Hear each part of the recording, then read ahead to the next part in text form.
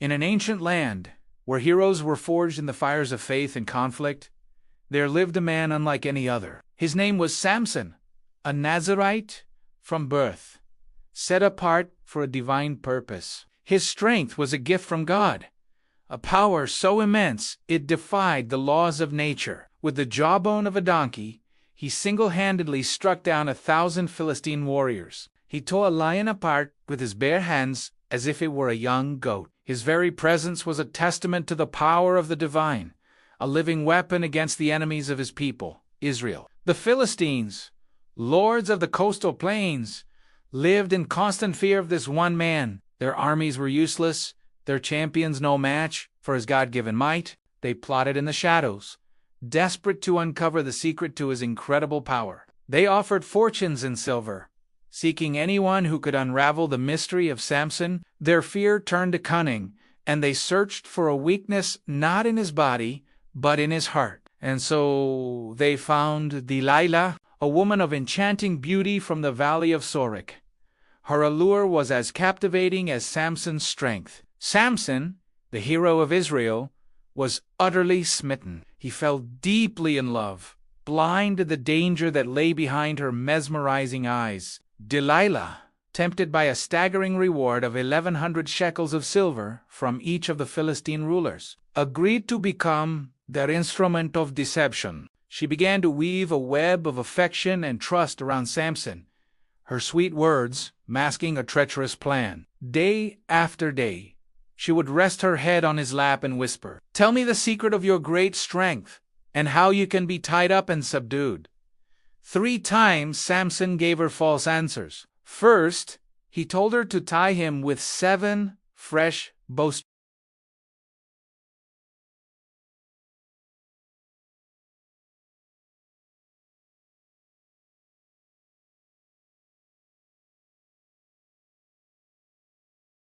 But he simply pulled the loom and its pin free.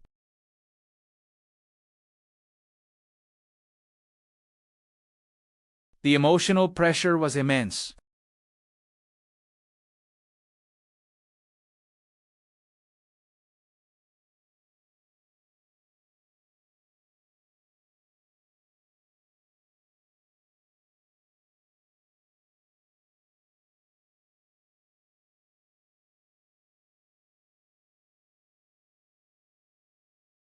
Finally, weary to his very soul, he surrendered his sacred secret. He confessed that he was a Nazirite, consecrated to God from birth. "No razor has ever been used on my head," he told her, "because I have been a Nazirite to God from my mother's womb. If my head were shaved, my strength would leave me, and I would become as weak as any other man." He had given her the key to his very essence, the symbol of his divine covenant.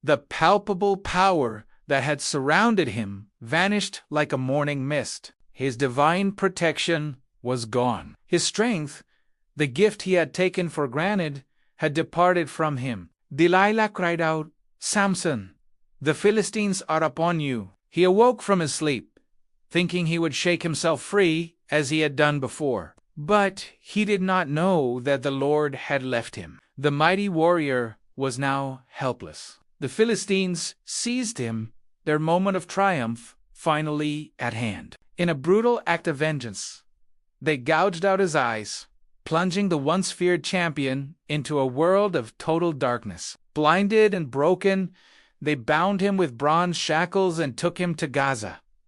The man who had single-handedly defeated their armies was forced to grind grain in the prison, a public spectacle of humiliation. But in that darkness, something began to stir. As his hair slowly began to grow back, so too did his humility and his faith.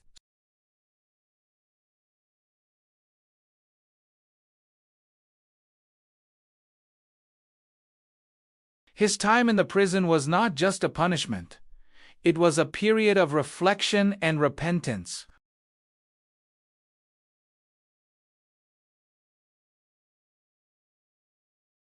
They brought Samson, their blinded trophy, into the temple of their god, Dagon, to entertain the cheering crowds. Thousands of Philistines packed the temple and its roof, mocking the fallen hero of Israel. Leaning against the two central pillars that supported the entire temple, with a young servant guiding his hands, Samson prayed one final, desperate prayer. "I cried out, Sovereign Lord, remember me. Please, God, strengthen me just one more time, and let me, with one blow, get revenge on the Philistines for my 2 eyes."